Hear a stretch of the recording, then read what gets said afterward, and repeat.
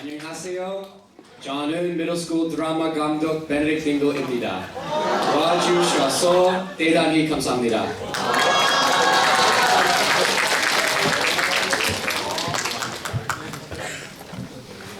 I have a whole lot of people I want to thank tonight, and if you read the program before, you saw those names already. I won't go through every name, but instead, I know that Mr. Brenneman likes the power clap, so I will do a power thank you. Thank you so much. 감사합니다.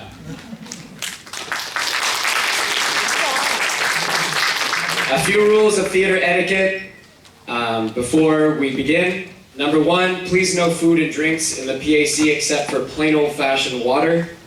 No flash photography during the show, although you may take pictures, just please turn off the flash. Please do not film the show. We are filming the show. Mr. Christopher Bach in the back is on the camera, and copies will be available to all students upon request after the show. There is no intermission.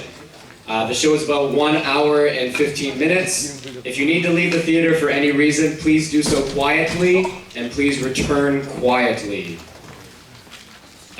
Please do not distract any of the actors on stage. I'm speaking directly to the students. I assume parents will not be distracting the actors on stage. They are under a lot of pressure, and they are focused on their performance. I don't want to have to do this, but if you are distracting them or distracting the audience, I will have to ask you to leave the PAC. Tonight, I'd like to personally dedicate the show to Mr. and Mrs. Linkeman, Miss Fiordolino, and Mr. Hills. And lastly, one of our performers would like to dedicate his performance tonight to his mother. So if Mrs. Kwan is in the audience, Sun-chan is performing especially for you tonight. Have a happy birthday. I have one final thing to say to my actors before the show starts, so thank you again for coming. 와주셔서 대단히 감사합니다.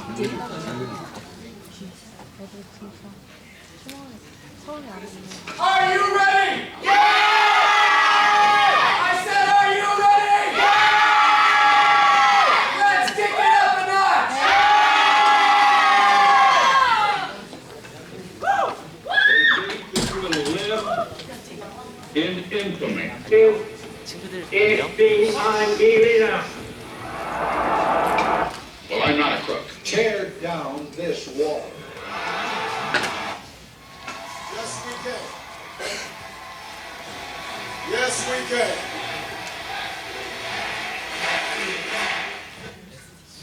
You're going to be so proud of your country if I get in. You're going to be so proud of your president, and I don't care about that.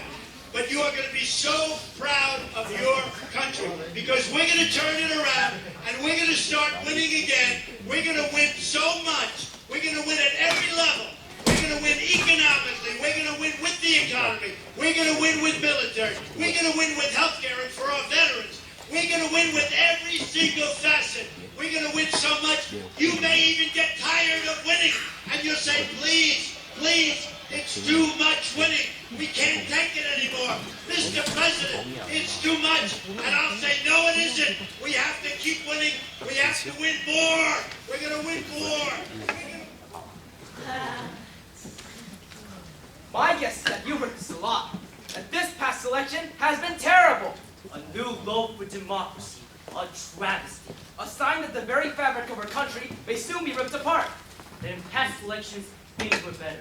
Ideas were debated with elegance and intelligence, and candidates treated each other with respect and kindness. Well, we're here to tell you that that is absolutely not true.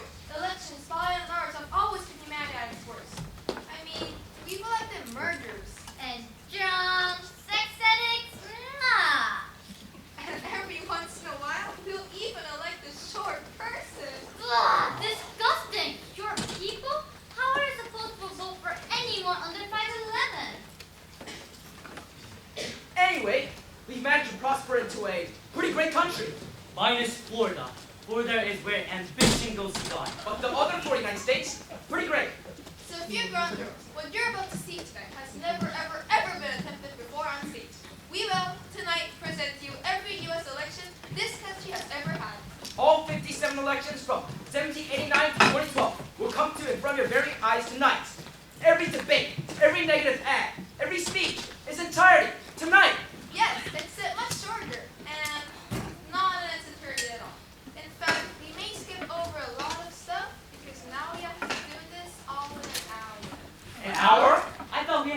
powers.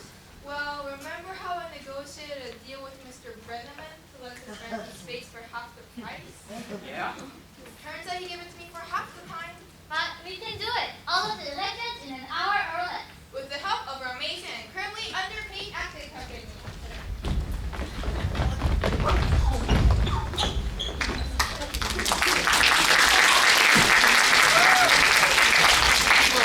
From an exciting and hilarious show that is not only entertaining, but educational as well. It won't just be a lecture, so please don't leave. But do pay attention, because there might be just a quiz at the end. Quiz. Wait, hold on. We're not really going to test the audience, are we? Yeah, we are. If years of standardized tests have taught me anything, is that learning is pointless. Unless you can answer correctly a series of multiple choice questions. Yeah, but if they knew you have to take a test, none of them would have come. Look, there's gonna be a quiz. So just get on board. It's the reason why we received the grant from KIS. So there's a quiz. Okay, it'll be entertaining, it'll be educational, because theater can be both those things. But can theater be both those things and good? We'll see. I guess you will. So without further ado, we present every U.S. election ever!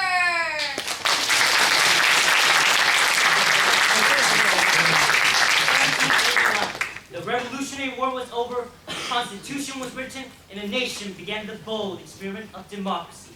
Basically, instead of selecting the head of state during breeding, we decided we let the people choose. And there was really one choice for president, George Washington. Oh, yay! Was there an election? Sure. But everyone knew it was just for show because people loved Vincent George. A symbol. A leader.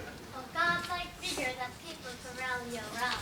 I mean, just look at his resume. As Commander-in-Chief of the Continental Army, he outwitted and outmaneuvered the British. They're just sending their private boats. Guys, fire. He crossed the Delaware. You guys know, I've got some serious posing to do. He won the Battle of Yorktown and was the president of Constitutional Congress. Just make sure there's a lot of stuff above freedom. He was so popular that wild and terribly untrue stories started to pop up everywhere, which made it seem even more amazing. Like the story how he threw a rock across the Potomac River in a single throw. Ah! See you later, rock! Or the story that said he could not tell a lie. That baby is ugly. Sorry, I can't tell a lie. I would like for it. Thank you for your honesty. His teeth were made out of wood. My breakfast tastes like splinters, and that makes me even more of a man. And sure, he was full of shortcomings. Like that, he had a phobia of shaking hands, or that referred to himself as the third person. George Washington says nothing rude about this at all. Oh, your hands are covered in germs. Ew, more germs. Get him off, get him off. Or that he owned slaves. Sorry about that. But it didn't matter. He was our country's bona fide rock star, and he won his first election unanimously. Then 4 years later, he ran and won again. George Washington is riding high. Who feels like watching me pose? Pose. Pose. Pose. But after 2 terms in office, he was ready to hang up his spurs. It was therefore our country's first real competitive, down and dirty election. Let me tell you, it was bad. It was as nasty as mean as any in modern politics. If politics is a full contact sport, this first election said hitting below your belt is totally okay. Also, the only rule for this election is that you don't talk about elections. Also, your kids are fat. I kind of like that sports metaphor. This first real election was like a football game. No, it was more like a tennis match. No, you know what? It was really like A boxing match.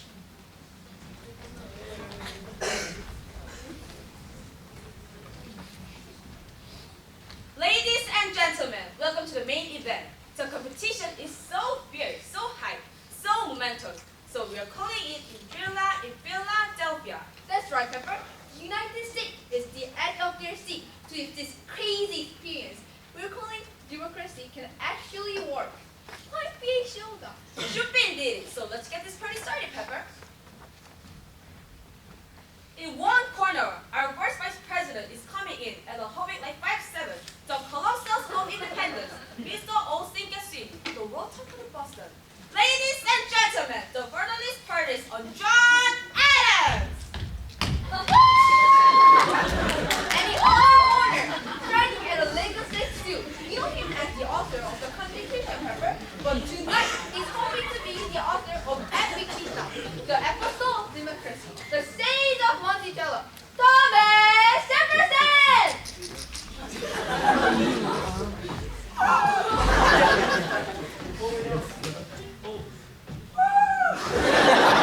Wow, what an entrance, Pepper! You really get the sense that anything could be happening. And he could. These people have literally never seen an actual election before.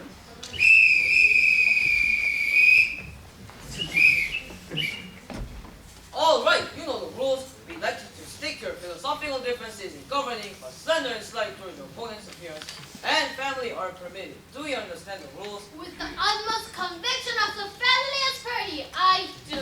Jefferson, let the tree of liberty be refreshed with the blood of John Adams. All right, and fight.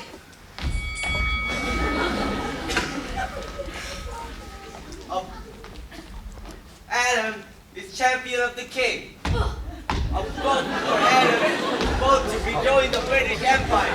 But Jefferson got the first blow with the common attack. The enemy is too friendly with King of England. This man is head over heels for the French Revolution. My God, he'll have us all walking in rags and sleeping amidst the fit and vermin. Furthermore, he's more fit to be a professor at the college, not a leader of this great nation. Oh, and Adam Baby, Richard wants to vote. This whole thing is tied to French detention electoral demeanor. A great and useful tactic, Pepper. Even in 1796, people do not want their president to be too smart. Well, this is gonna be a close one. Both got some good shot, but it's a Ah, wins! It could have gone either way, but looks like he squeaked it out. And Jefferson seems to be none too pleased as we gear up for a rematch. And fight.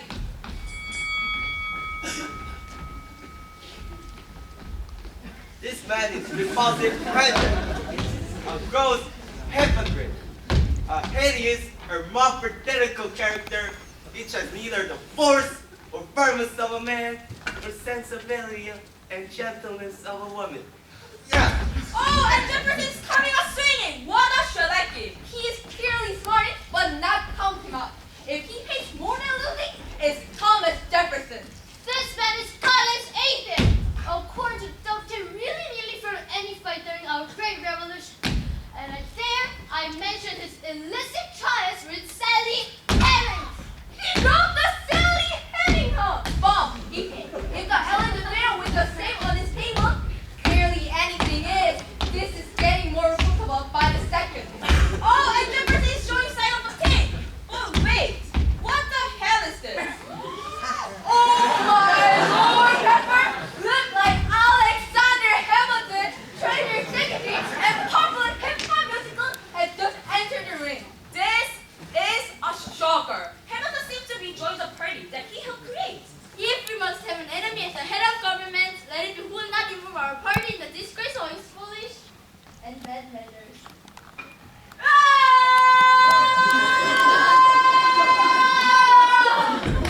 The letter of prisoner from Hamilton was the final blow. Jefferson wins! Jefferson wins! And so begins the 19th century.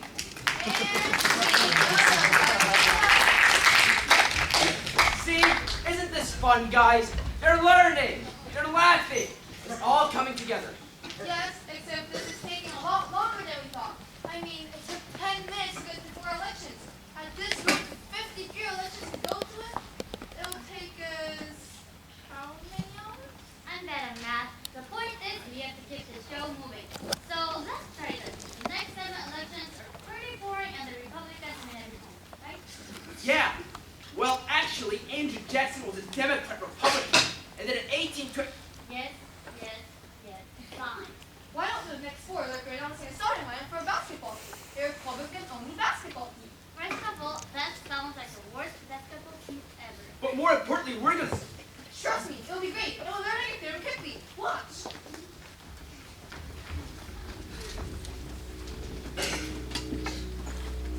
And now, your next for Republican President of the United States of America, from Fort Conway, Virginia. Weighing nearly 100 pounds, this perpetually six-star nevertheless defeated Charles Pinckney and D.Wayne Clinton in consecutive elections. Give it up for James Madison!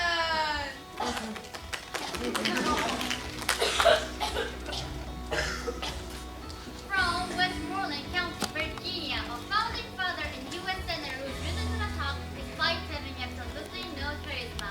Ladies and gentlemen, the fifth President of the United States, James Monroe!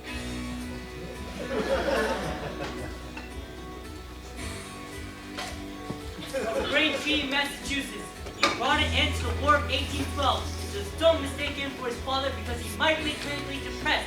John Quincy Adams! And finally, from the Waxhaws region between North and South Carolina. He lost in 1824, but let's cheer for this guy because he's a murdering, genocidal, racist slave owner who will oversee one of the most corrupt presidencies ever. Andrew Jackson! Bow! Bow!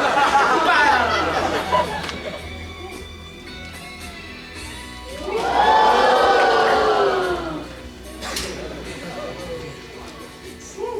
Ladies and gentlemen, your next for Republican President. Bow! Bow! Bow!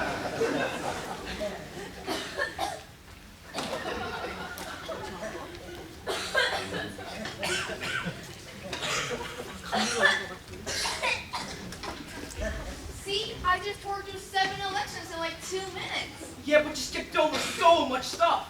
The Louisiana Purchase, the Missouri Compromise, the Randolph-Clay duel, the Monroe Doctrine. Whoa! Wait! Go back. There was a duel? You never told me anything about a duel. A duel with guns and anger and death. Well, not death, actually. No one died. What? How's that possible? Weren't duels in the 1800s? Just 2 guys standing in front of each other and shooting pistols? How did no one die? I don't know. You said we just skip over it because it's not entertaining. Yeah, but I didn't. Fine, do the duel, but quickly, we have to keep the show moving. Okay, so the year was 1824. The race was between Andrew Jackson, Henry Clay, and John Quincy Adams. But 2 of the candidates, Clay and Jackson, really hated each other. I mean, with a capital H hated. Things got so tense that John Randolph, speaking on behalf of Andrew Jackson, accused Henry Clay and Senate floor of conspiracy. Henry Clay was so incensed by the accusation that he challenged Randolph to a duel. So with that in mind, we now present a new one-act play I'm calling A Duel of Two Gentlemen. And please do know, everything you're about to see actually happened. Well, except for one thing. Due to the fact that we don't have a permit to use realistic replica pistols, the guns have been replaced with wooden pistols, which should still work as a theatrical device. Let's just say it's our commentary on the immaturity of men.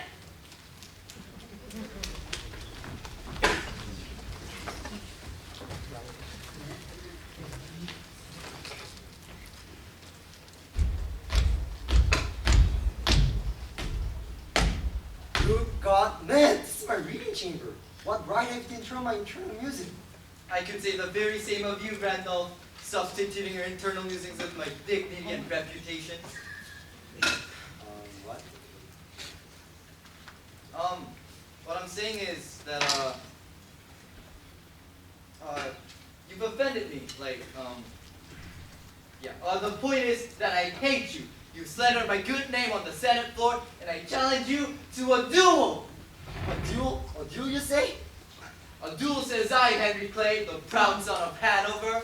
Very well, you conspire. All fish happen. The duel is what you desire. The duel is what we shall have. A duel. A forthright duel. Very much so, indeed.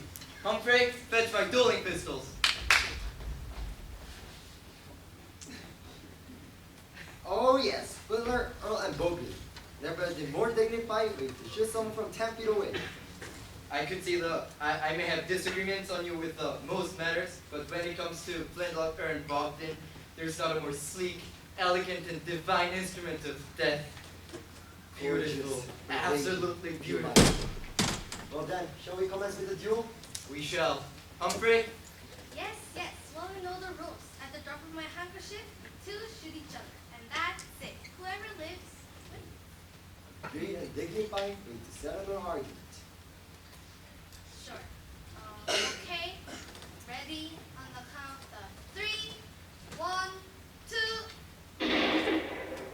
Really? Did you not understand the rules? They are very simple. I swear I didn't pull the trigger. It just went off. I guess the pistols are defective. Well, I doubt that. Flintlock, Ernie, Bogdan never misfires. They just don't. But wait, don't I get a free shot now? No, an accidental discharge according to the rules means silver. What? That hardly seems proper. You hardly see proper, you boil. Okay. On the count of 3 this time. 1, 2, 3. A hit. Oh good, I hit you. No, I mean, I hit you, right? Didn't I? No, not at all. Looks like I'm clean too. Gosh, that was so close. I don't know how that's possible. Well, you guys want to try this again? Second round rule states whoever can reload first can shoot first. Well, I didn't even know that. You hardly ever get to do a second round of these things. Usually someone just dies. They're so interested. Done. Oh good, I hit you this time. No. But look at your coat, there's a big hole in your coat. Oh yeah, but that's right through. What? It didn't pierce your skin a little? No, not at all. Which is why I shall the victor. Okay, very good. I mean, just get it over with. I mean, no need to gloat. No. I want to take my time, really stretch out my arm before I put a bullet in your... Oh, you stupid gun! These splinters are piece of garbage! I've never gone this far before, but if you want, you can go again. Oh, forget it. Quincy Adams can be president. Yeah, I'm done too. The end. And that's what really happened in the duel of Clay versus Randolph. Yeah, but you just spent 6 minutes telling a story of a duel which featured 2 guys who never even became president. I mean, we're trying to keep the audience's attention and away from the smartphones. Like that guy. She has been in Snapchat this whole time. Frankly, I don't blame her. The 19th century is so long ago and boring. We need to get to the rest of the century in like the next 2 minutes so we can get to the good stuff. Boring? Boring? Thomas Edison, Abraham Lincoln, and the Civil War are boring? Come on, guys. You can't just blow through all that in 2 minutes. That's impossible. You say impossible, I say Billy Joel. Wow, we got Billy Joe. Let me finish. Billy Joel's second nephew once he wrote Herman Joel. Oh, that's not as exciting. No, it's not, but he's still got a great set of pies, so give him a hand. Herman Joel, everybody.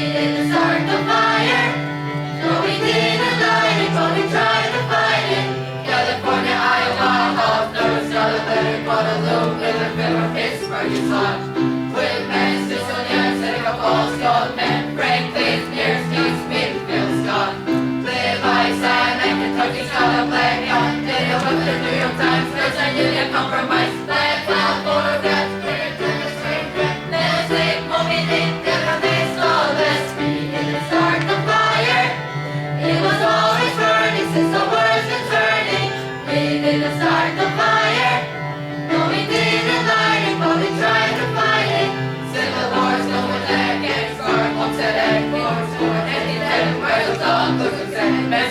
Jefferson, sweetest Franklin Jefferson, things got to blow away. What else do I have to say?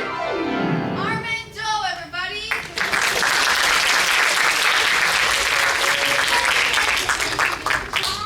No, you left out Buchanan.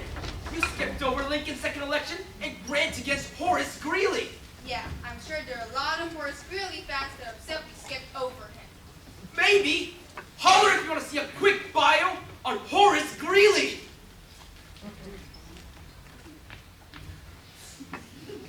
Fine. Point taken. Let's move on to Grover Cleveland. So Grover Cleveland may sound like the name of a rejected Muppet, but he was actually pretty interesting. I mean, he's the only president to be elected to non-consecutive terms. I mean, think about that. He won, then lost, then 4 years later, ran and won again. It would never happen now. Somehow, Grover Cleveland did it. It's almost like one of the serious Oscar movies. You know, it starts out, the guy's great, super successful. Then he fails and becomes homeless and loses everything. Then he pulls himself up and unexpectedly wins. I know exactly what you're talking about. And I mean, not to brag, but I actually wrote a screenplay about Grover Cleveland. Would you want to read it? Like now, we're kind of doing a show. Yeah, right. Well, what if I had to her actors the climactic scene from it? You know this kind of scene in this kind of movies? The one where the protagonist's friend comes in, sees how the protagonist has fallen, and whips it back into shape by giving him an inspirational speech. Yes, all right, let's see it.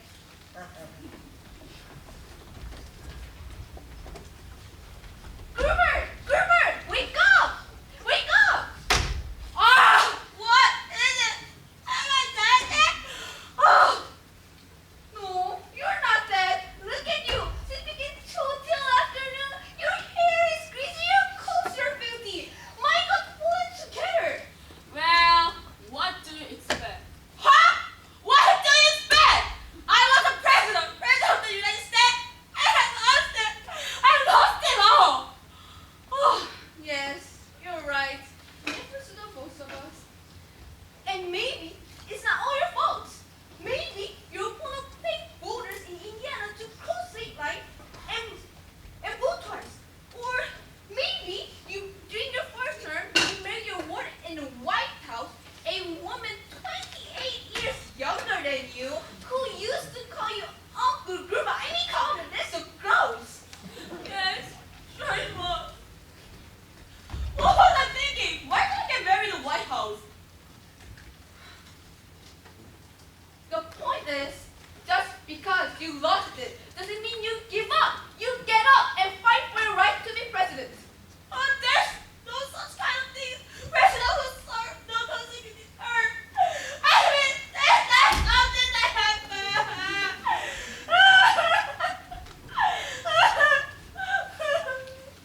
No, but it could. Once. And if nothing else, it'll be one thing that you remember for. My God, you're right. I could be a president, okay? What do I need to do? Repair my image? Get in shape? Campaigns across the country like I never can be before? No, just show up. Benjamin Harrison is incredibly unpopular, so you should be easy to win. Will you be my next president? I think never asked. And see. So, what do you think? Pretty dramatic, huh? I don't know. Seems like Grover just got lucky. Yeah, he basically did. And then William McKinley was elected in 1896. Right, McKinley. Not much happened with it, right? McKinley beat Williams Jennings Bryan twice. Then Teddy Roosevelt won it pretty handily. So I think we can skip ahead to 1912. Now that election was crazy. Whoa! Wait. You want to skip over Teddy Roosevelt? We can't do that. Teddy Roosevelt is my favorite president. He is? Oh yeah, I mean, he was a lunatic. Can I just do a quick recap of Teddy Roosevelt? It's really interesting and weird. It'll lead into the 1912 election. It won't take long. Please.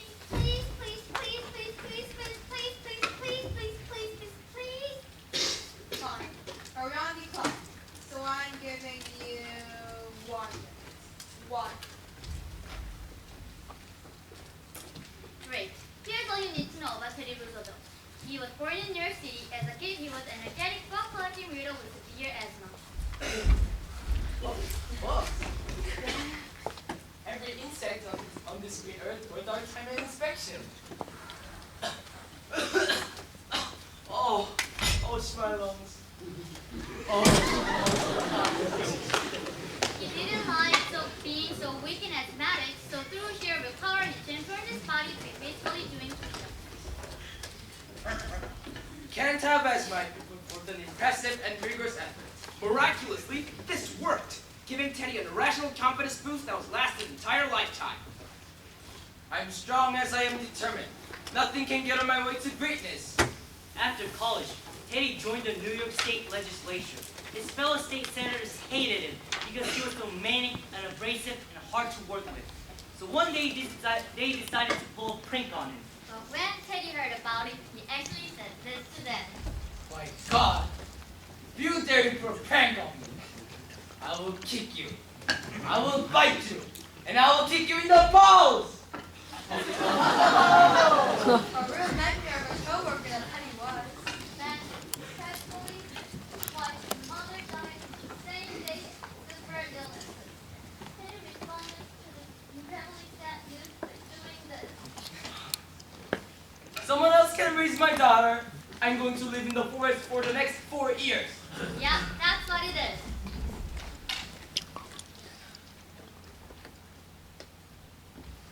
There's nothing to be afraid of anything. The wolf has risen in the heart. Isn't this splendid? When he returned home, the Republican Party decided to nominate him as vice president. Teddy Roosevelt was not happy and responded by saying this. I would rather be anything, even a social study teacher, than be a vice president. But 3 months into McKinley's second term, he was killed by a crazed assassin.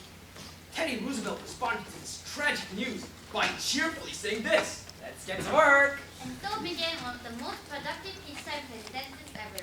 Then he decided in the election of 1908, William Ross Taft, his good friend and ally, should run in his place. Oh, Taft.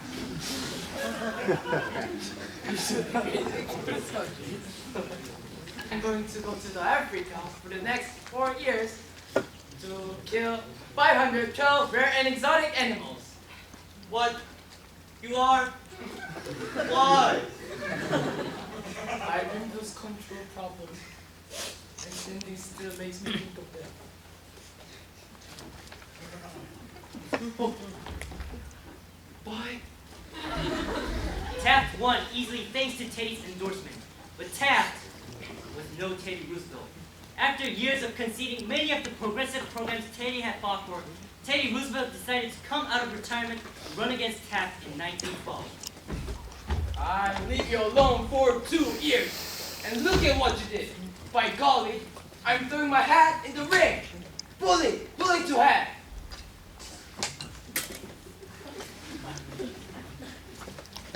All this brings us to the election of 1912. As I said earlier, the 1912 election was a crazy, crazy election. Teddy Roosevelt ran against his longtime successor.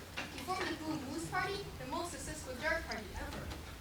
The Republican establishment, meanwhile, rallied around Taft, while the Democrats picked Woodrow Wilson. And as if that wasn't enough, Eugene Debs, the Socialist Party's nominee, was making noise too. Although he had run for president before, 1912 was seeming like a year he could actually win. So for one election, America twists like it never happened before. 4 candidates with only 1 presidency to win. It was less of an election and more like the episode of Backstop. I'm calling it the electionist.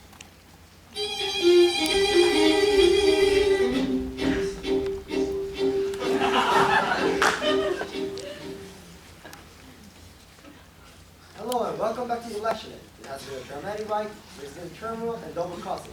Now we've come to the end, 4 candidates with only 1 America to preside over. This is by far the hardest decision I ever had.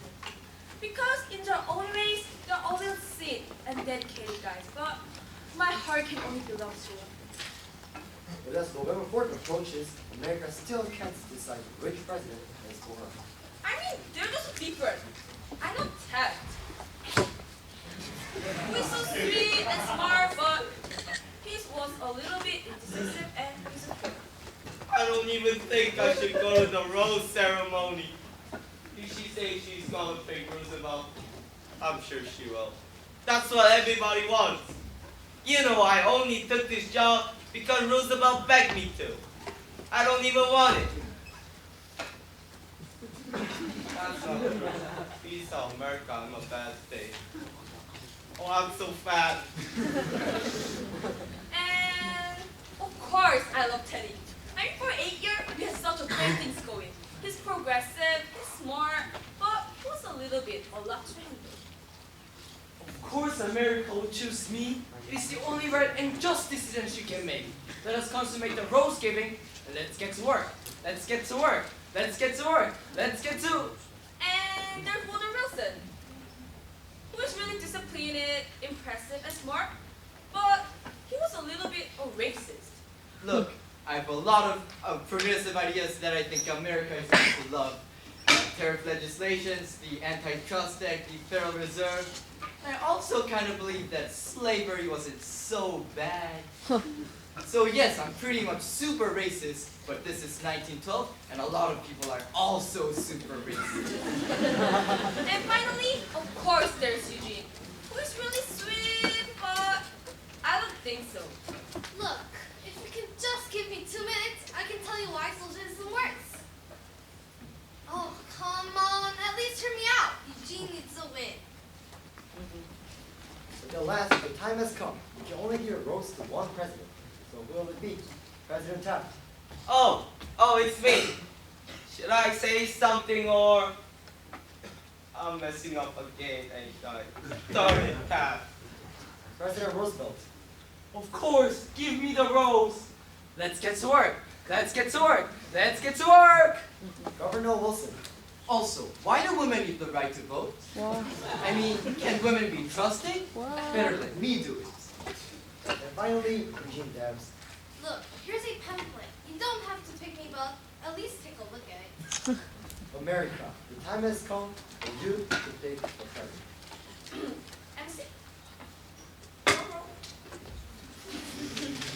So, this is by far the hardest decision I've ever had to make. Because I honestly so much care about you. You guys all have my heart and liberty more than anything ever. But I have to pick one of you. Woodrow Wilson, will you be my next president? Bully, I will be back. I will to fight another day. Poor Eugene. Darn it, I'll just make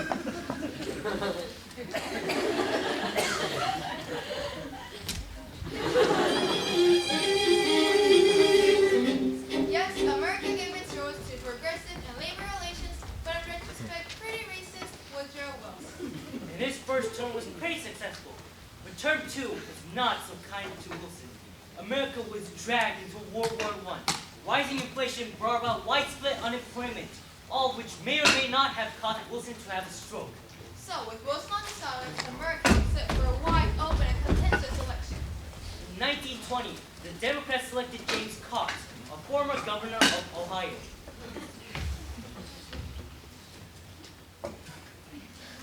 James was not the most exciting of candidates, but he was reliable, smart, intelligent. The Republicans, meanwhile, went in a completely different direction.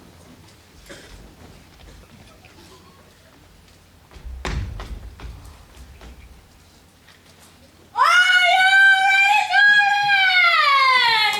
Woo! Let's do this! In any other year, Warren G. Harding would have been a nightmare.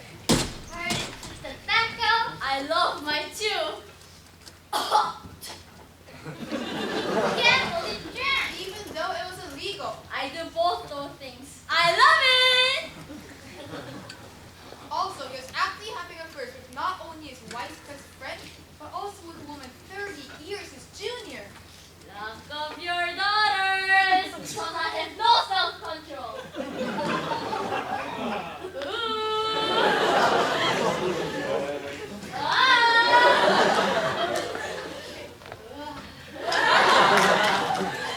On campaign trails, he often gave rambling speeches full of archaic phrases like, This country will remain American. This next country will remain in our country.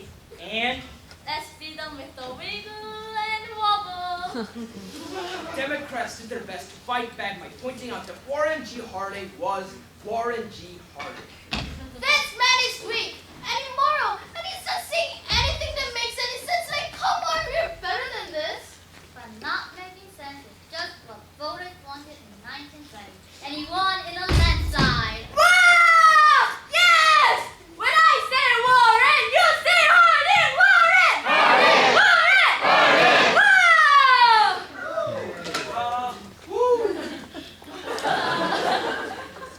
Anyway, Harding won and his presidency went well as you expect.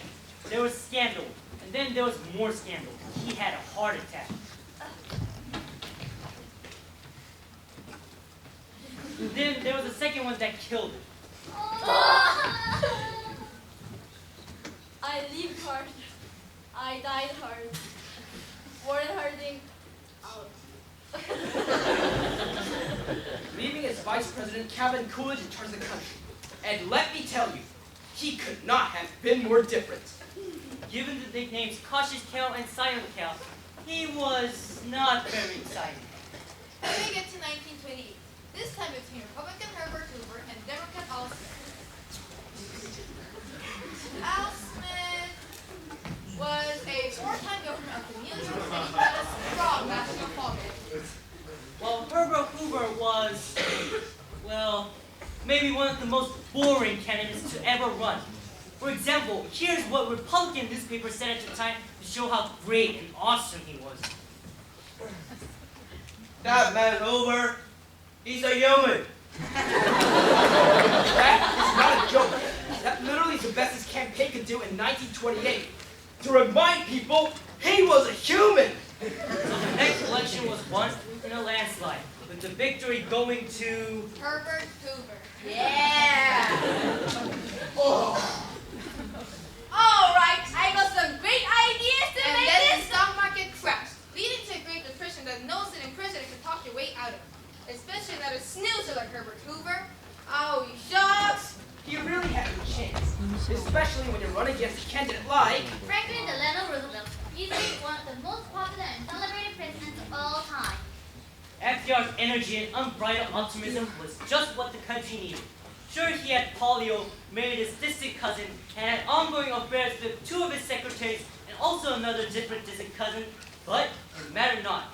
The public loved him and his firebrand of a wife, Eleanor. And since the press played along, he had no problem winning 4 consecutive elections. Whoa, 4 consecutive terms. He's like a modern-day superhero franchise. Turning out sequel after sequel. I wonder what that will look like. I wonder what would look like. What? Why are you looking at me like that? You said doing FDR as a superhero was a good idea. Yeah, no, we did. But also told you that I don't like superhero movies and never even seen one. You're like, people love superhero movies. Just watch a couple of them, you'll be fine. And I was like, fine. Even though I thought it was a terrible idea and totally out of my wheelhouse, I did it. Thanks for telling everyone that. Yep, I did. Because you thought it would be entertaining. So here it is. FDR, a hero begins to rise, and justice for all. Suicide Squad. That title is not good. No, it'll be great. So let's just do it already. Enjoy.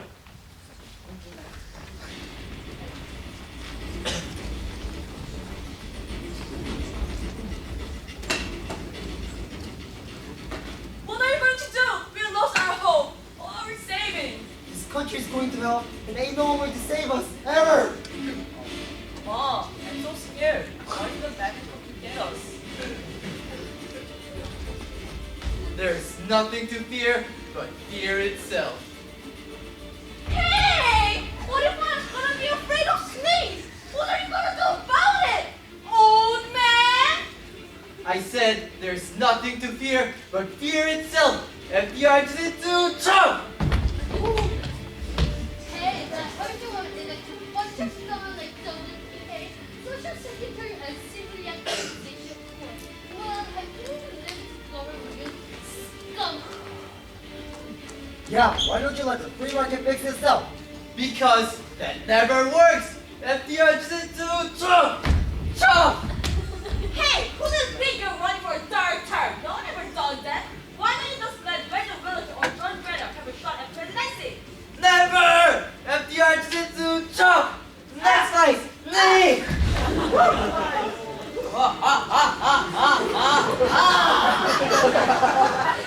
Hey, I heard you. You're slowly pushing us into war. Well, I don't want to participate in war. World War II. Let's just stay out of it. No, by the power of Eleanor, I just do Trump. You and Hitler both. FDR just do Stop!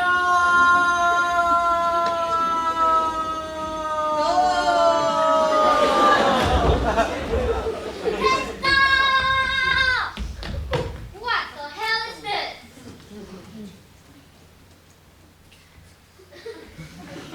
Was FDR's presidency done in the style of a superhero movie that you and your culture at large are so fond of, right? No, superhero movies are just not just one guy just chopping everyone over and over again. I mean, you watched that one, didn't you? X-Men, Deadpool, Batman. Okay, I didn't watch any. They're just so stupid and formulaic, okay? I thought I could just fake it. Sue me. Okay, well I think FDR and superhero movies deserve better, but we better keep moving. We've got 8 elections to go and 25 minutes to do it in. Yikes, so let's go! Which brings us to one of the closest elections in history. Kennedy versus Nixon.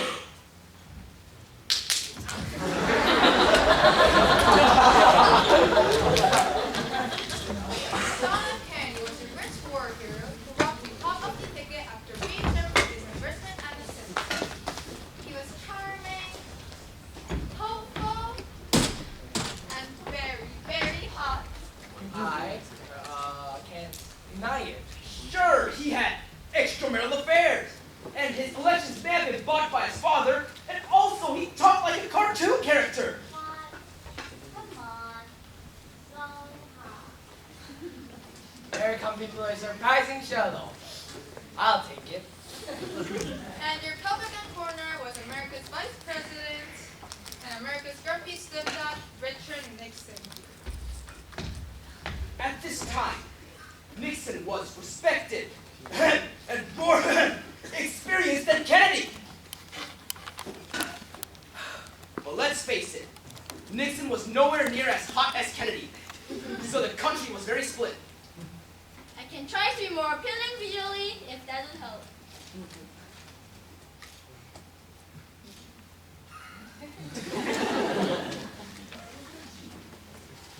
In 1960, 9 out of 10 households now owned a TV.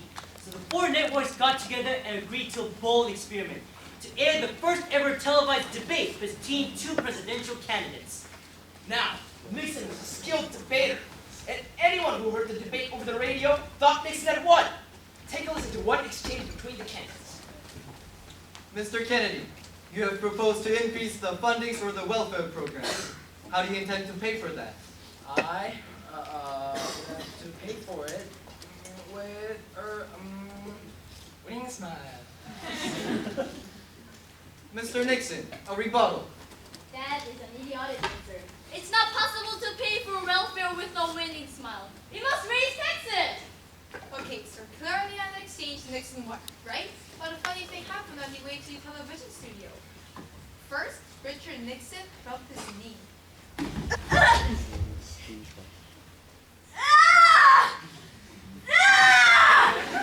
Damn, Ottoman! Someone get this stupid terrorist out of my room! His knee was already infected, and the swelling caused him a sweaty fever of 100 degrees. And I mean sweaty.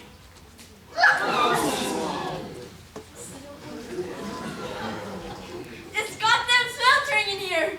I feel I'm in goddamn sauna! On top of that, he refused to wear makeup, instead opting for something called Lazy Shave, a talcum powder that made it even look more pasty than usual.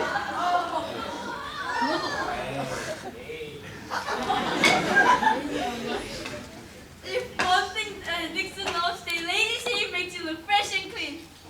No, it doesn't. Meanwhile, Kennedy showed up a day or at a time on a suntan on the Brooklyn elect. So that during the election,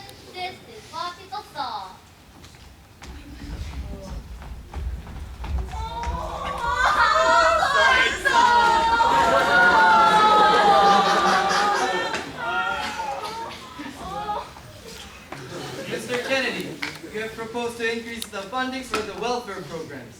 How do you intend to pay for that?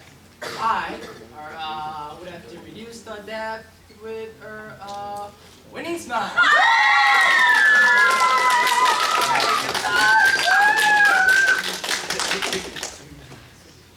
Mr. Nixon, a rebuttal. That is an idiotic answer. It's not possible to pay for welfare with a winning smile. You must raise taxes! It was a close race, but Kennedy won. Many say that it was the televised debate that pushed him over the top. Answer, other people say that it was actually Kennedy's father who ran the race, but allegedly getting over 10,000 dead people to vote for it, the debate definitely helped. Damn it, man. I'm a president, not a movie star.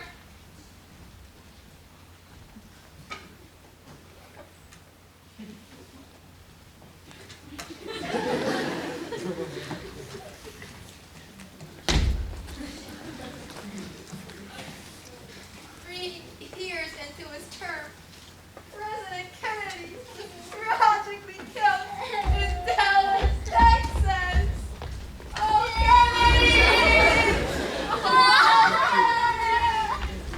Lyndon Baines Johnson took over the presidency and completed the final year of Kennedy's first term. Now, LBJ was a much different president than JFK. While JFK was a young, handsome, elite East Coaster, LBJ was a grizzled, folksy Southerner who spent a lifetime in the Senate. Known for strong arming his colleagues, he was crafty, tenacious, and fierce.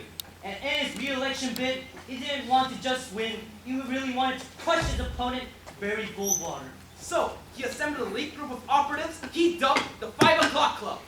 This group was the best of the best, the sneakiest of the sneaky, and with their help, LBJ was able to pull up some of the dirtiest campaign tricks everyone has never seen in history.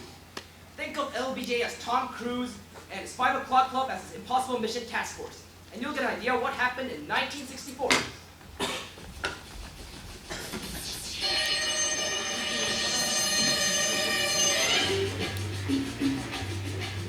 Alright, 5 o'clock, bro, get in here! Yeah, we got some dirty tricks and books if you want to crush the one goal. So get to it, Rico! Yeah, I want you to develop a series of books that smear Goldwater. Biographies, novels, even children's comic books, they show Goldwater paired with Ku Klux Klan. Really? A comic book but children don't know. Doesn't matter, all we need is parents to see the darn thing. Now go, Delta 6! I want you to break into the Goldwater campaign and steal it. Then Goldwater better give. But isn't it illegal? Break into his office? You bet your secret had 2 theaters. But remember, we don't only get things, you get captured. Now go! Mercy Pen! I want you to create a camping app they show a little girl playing around with girls.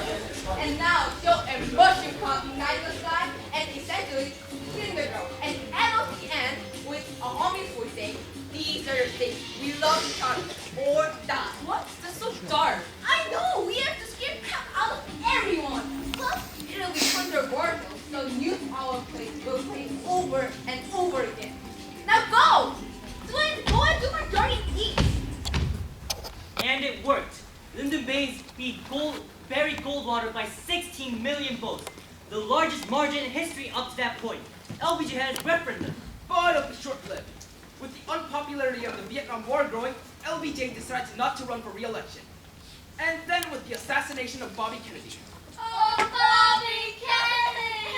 Oh, yay! So candidates on both sides were wide open, which is how he ended up with this guy again. Drinking is back, baby! Now, LBJ loved dirty tricks, but no one can out-trick Richard Nixon. In the next election, he would win handily using a slew of racially coded campaign ads and scare tactics. And then once elected, he would abuse the power of the presidency to win re-election like no one else has done in history. He was ruthless. He was paranoid. He was vindictive.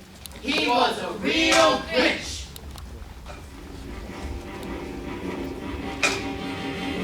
You're a mean one, Miss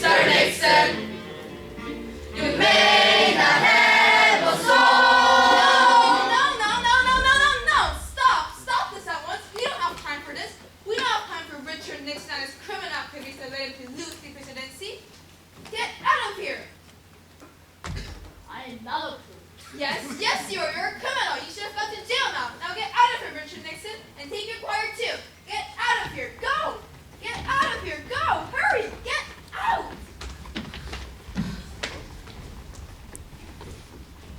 Don't give me that face. You know what you did. Now get out of here, Richard Nixon.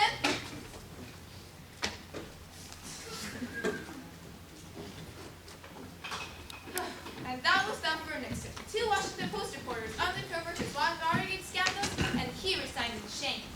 So then Gerald Ford took over, pardoned Nixon, and then couldn't get re-elected because... Boo.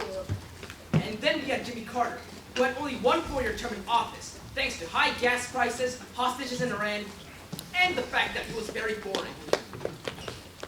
Hi everybody, my name is Jimmy Carter. I'm a son of a peanut farmer and a born-again Christian.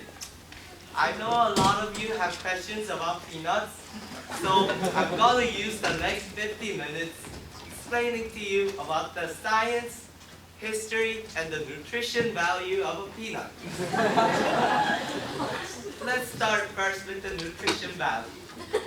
Peanuts are a great source of vitamin E, niacin, folate, manganese, protein, oleic acid, oxalate. Okay, stop. We get it. You're boring. Please, I can't hear your whole peanut speech.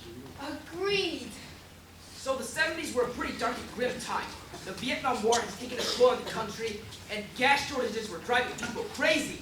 And when Iran took several hostages America in November of 1979, the U.S. was ready for a change. And not just any change. They're ready for optimism, pizzazz, and glamour. America didn't want another politician bursting facts and with a lifetime of service. They wanted someone who made us feel like we were the best all the time. Which is why we give the keys of our country to our most famous actors. Ronald Reagan.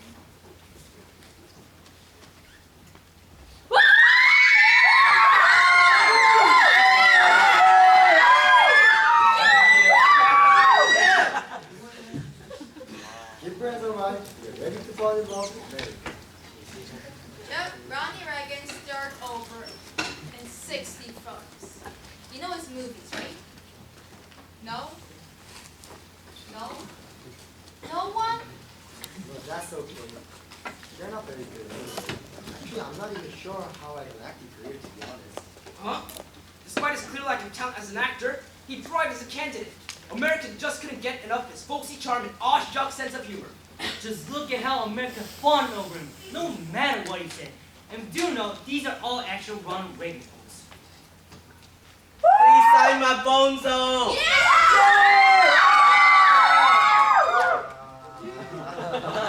Calm down. Ronnie needs to answer this nice reporter's question.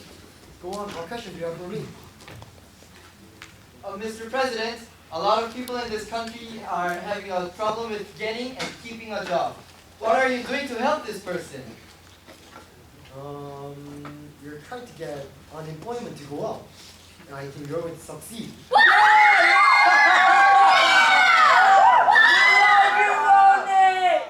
Wait, guys, did you guys listen to what he just said?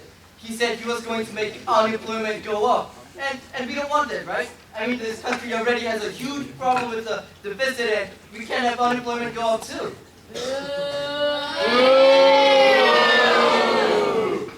Well, let me tell you, I'm not going to deficit. It is big enough to take care of itself.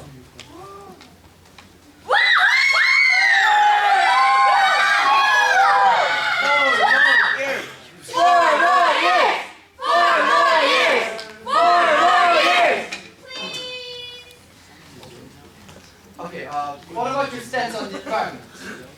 What's there to worry about? You all know that the three causes of pollution in the automobiles? Soldier Reagan! Guys, he just said trees create pollution. He just said that. That's insane. You go away. We hate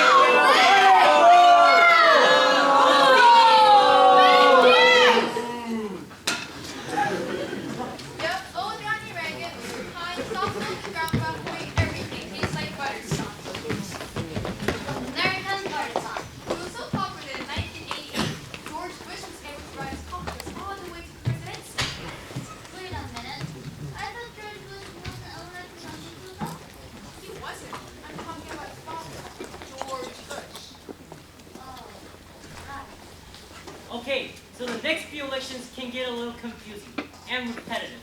The same names keep popping up again and again. So I think we should hand over the next 8 to Benny and Jenny. But if it's really confusing, don't you think we should slow down and take the time to really explain it to the audience? No, because we only have 4 minutes left, and if there's one thing I know about Bonneville, it's that the people talk really fast. And we don't have anything other than fast. So, take it away, Jenny and Benny.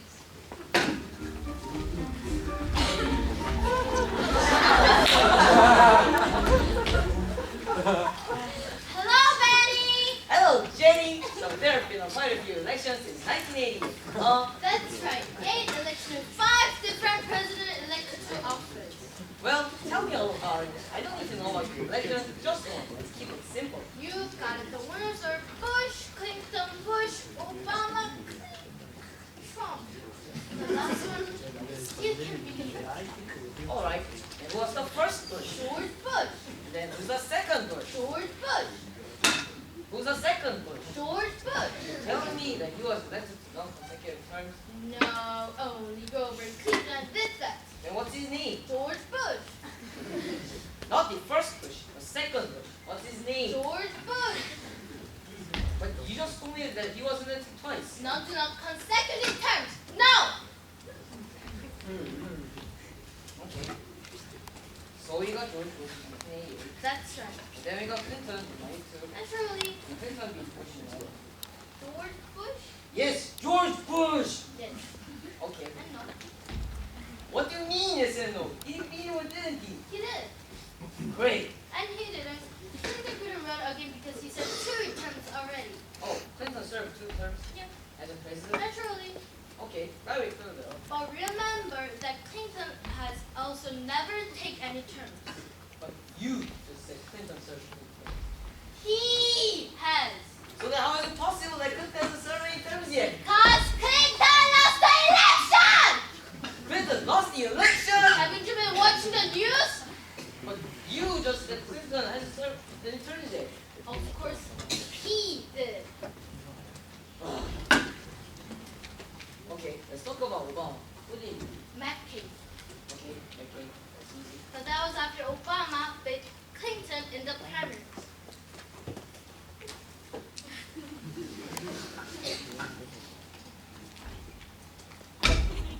Clinton? You won twice? What? And couldn't run again. But I thought you said Clinton won twice and couldn't run again. Obama turned out with the youth vote. That's why he lost? What? Why would that matter? He shouldn't be running again. I know. He couldn't probably run again. So who did Obama run against in the primaries? Clinton. Ah! What George Strong?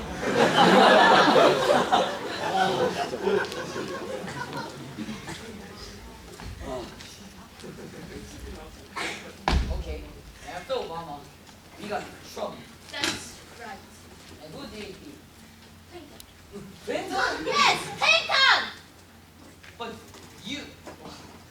How about Bush? Did he run again too? Sure, in the primaries. Even though Bush already served 2 terms, Clinton served 2 terms, they both ran again in this election. Well, how could you run again after serving 3 terms? I mean, that would be against the 22nd Amendment of our This Constitution. is what I just said. So who did Trump run against? Bush. Then Clinton.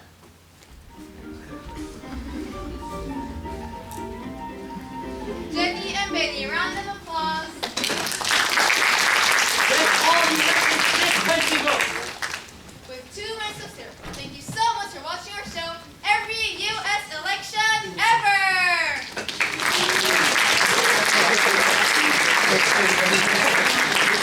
Oh! Wait! Don't tell me to leave. We have to do the quiz. Oh my God! You don't get quit. Look, it's the only way to know if our show had an entertaining and educational impact on our audience. Fine, go ahead and give them a quiz. Real quick. Oh, B! What is the nickname President Roosevelt gave Al Landon in 1936? Okay. You, Kitty, what is the campaign slogan James Polk used in 1886? Okay. My old friend Jamie Boy, you definitely took U.S. social history. How many votes did John Fremont get?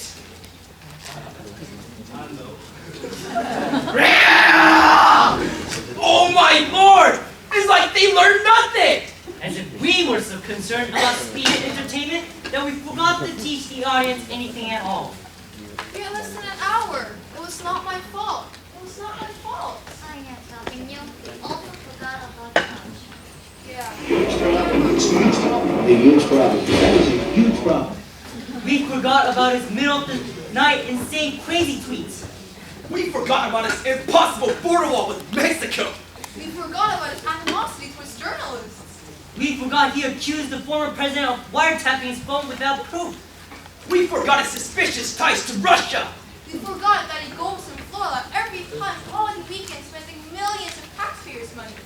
We forgot how big his brain is. We forgot how great his deals are. We forgot he won. A huge problem. That is a huge problem. How did Trump win? How did America get this so wrong?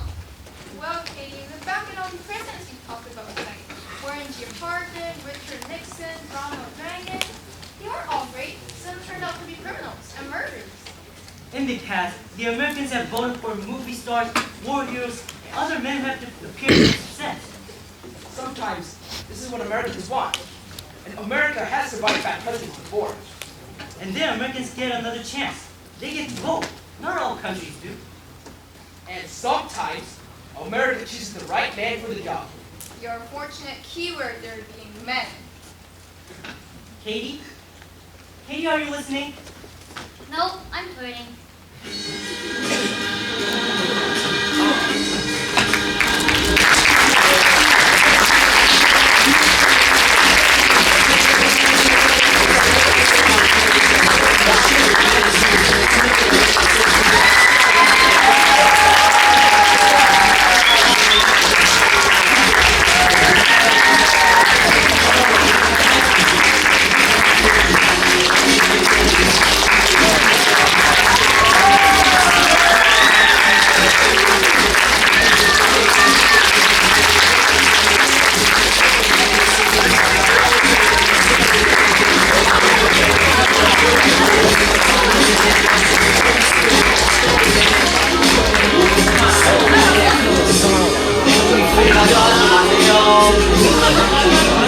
Would the boys in the front row please put down the money they put in their pockets at the end?